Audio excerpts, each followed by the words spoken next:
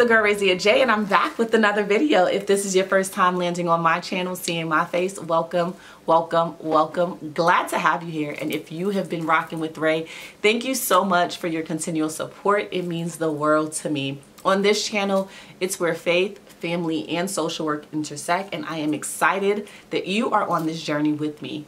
I am a believer, military spouse, mom of two, and macro social worker. And guys, it is social work month. So this month I am going to focus all of my videos, all of my energy on speaking to things that relates to social work and what I do as a social worker and why it's a good profession, and just bigging up all the social workers that are out there like myself. So today's video is going to be a day in the life of a social worker. I am going to take you guys behind the scenes while I work. I'm going to try to keep it as interactive as possible, telling you guys a little bit about what I do, letting you guys know what it means to be a macro social worker and why I decided to become a macro social worker. But I am going to keep in mind that I have to keep confidentiality at the forefront of what I do. So you guys are not going to see a lot of things, but you guys will see enough things to know why I am a macro social worker. And this video is important to get out there because I think that a lot of people classify social workers as clinical social workers that work with individuals and families and do therapy or case management or things that have to do with other people.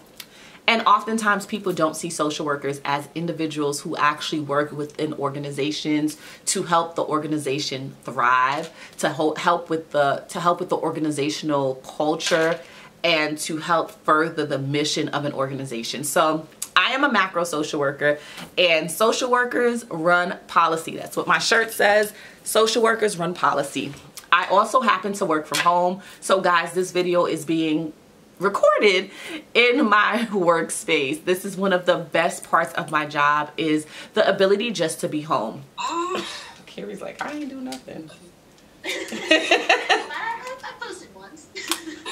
I mean, it's better than what I was doing. It is better than what I was doing. I am gonna post today. Trivia.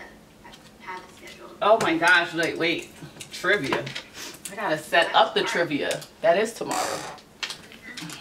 Mike. Oops. Oh, that's right. And Carrie's supposed to be my second in command. This is a mess. Who left us in charge? Mark really snuck up on me. So, yeah. It's not doing too bad, I guess. I mean, who the heck knows? No, it's not bad. I know Virginia is not a licensed here, and they're down like 60 compared to last year. Yeah. And then let me check Eventbrite. I have not been pushing anything, guys. I've been under a rock.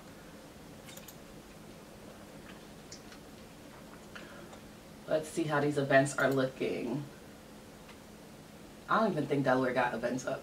I don't think I had a chance to put them up. So guys, my day starts roughly around 9 o'clock in the morning. There are some days where I start work around 8:15ish, just depending on what my afternoon looks like and if I have to flex my schedule in any way.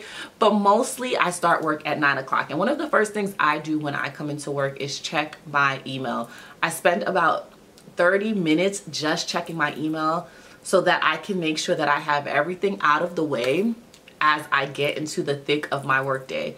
Me personally, I do not schedule any meetings that are external before 10 o'clock, and I really don't schedule internal meetings before 9:15ish, because I think that when we clock into work at 9, it's good to say hello to everyone, but it's also good to create your task for the day so that you are on track and on target for what you want to do. So let's check my email really quickly, and yeah, let's go.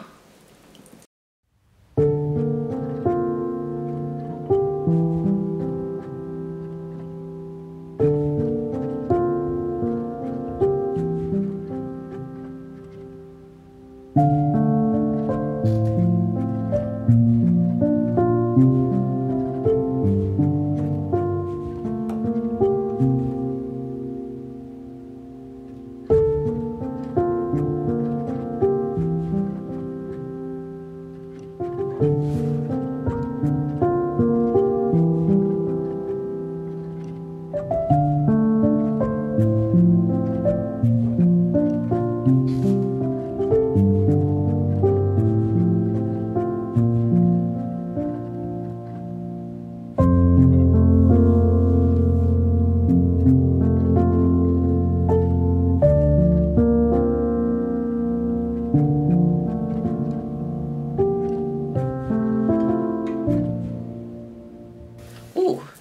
All right, guys, now that my email has been checked, I wanted to just come in really quickly and share with you guys what is a macro social worker. So macro social work is a very broad field.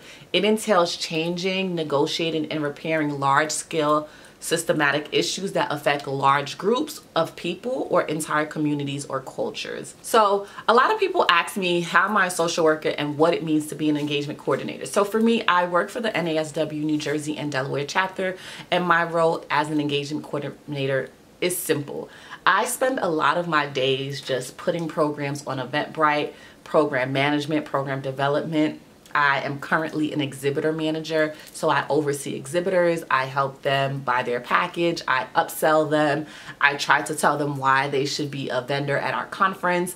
And then I manage the back end of all of the moving pieces that you need to do as a vendor manager. So I do the booth maps, I do the welcome emails, I do the confirmation emails. I am checking registrations constantly to see if people are registering and where we are with our numbers. So it's a lot of organization that takes place.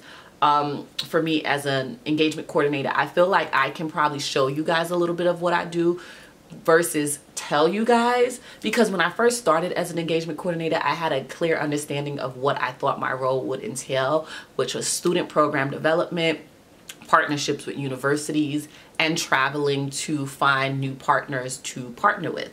And that was June of 2022. A lot has changed in the scope of my work, and I'm okay with that. I am learning new skills, I'm learning new tasks, I'm stretching myself in new ways, and I'm excited that I get that opportunity to really do that. So when you think about macro social work, I want you to think about all the places that you can potentially work. I am going to do some work on the back end. You guys are going to watch, and then I'm going to come in and just share some of the places that you can work as a macro social worker. So if you are a student considering your macro social work, these are two real classes that I think you should take. You should definitely take, if you are a student considering macro social work, these are the two classes I believe you should take. One is community organizing, and number two is policy practice. I think if you are going to come into the macro sector, you really need to know about community organizing, which is like the basis of what we do as macro social workers. We bring people on a large scale together, and then you need to understand policy, because a lot of macro social workers work in policy. We work in legislation. We work with legislators to change policies. We work with organizations to change policies. So there's a lot of policy framework that you should have a knowledge of as a student if you want to enter into the macro field. So let me do some work, because I'm rambling a lot. Let me do some work because I'm talking a lot, and I will take you with me as I work.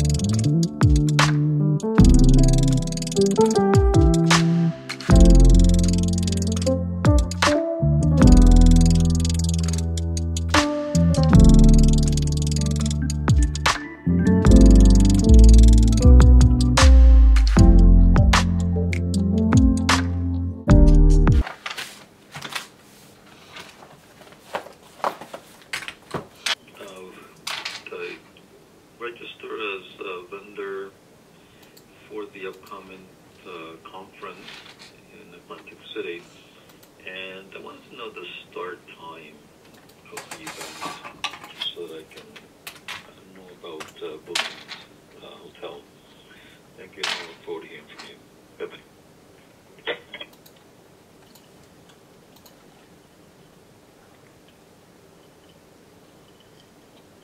You have reached Supreme Consultants, the agency specializing in providing bilingual and culturally competent behavioral health professionals. If you know your party's extension, you may dial it at any time.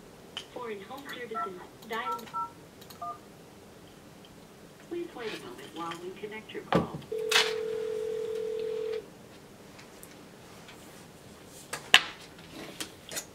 Well, this is Razia Cooper with the NASW New Jersey chapter. I'm the exhibitor manager and I'm returning your phone call. Yes, hi, good morning. How are you?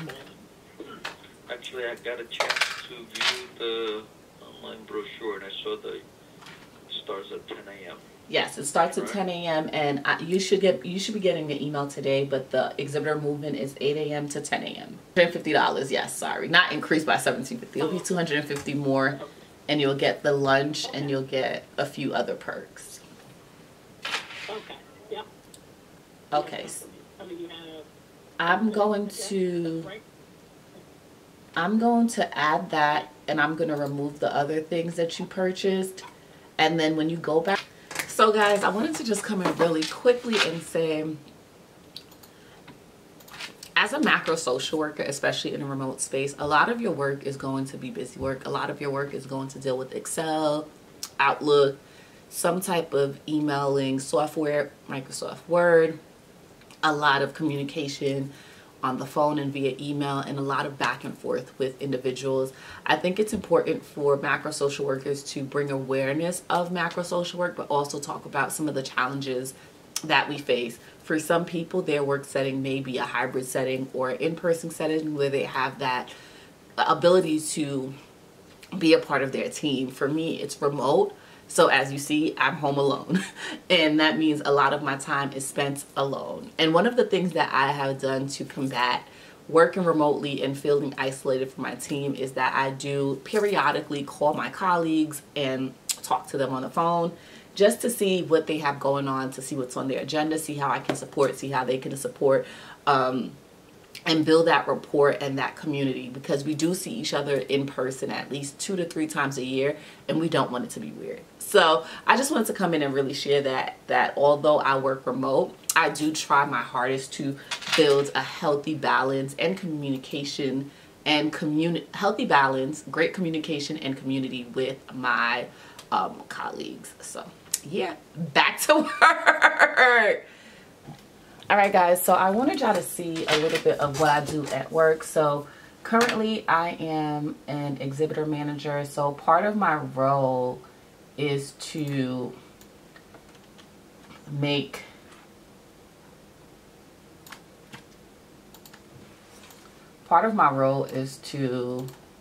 create the booth layouts for our conference, and I'm enjoying doing it for the time being, because whenever you start doing something that you enjoy, you just have fun doing it. It takes me away from being on the phones with members for a bit. Even though I don't tend to talk to members, I oftentimes just talk to vendors and partners. But sometimes I do have members who reach out to me. So this provides me a well-needed break from that. So right now our conference is coming up. It's in Atlantic City, April 14th to the 16th. And I am at the last leg of getting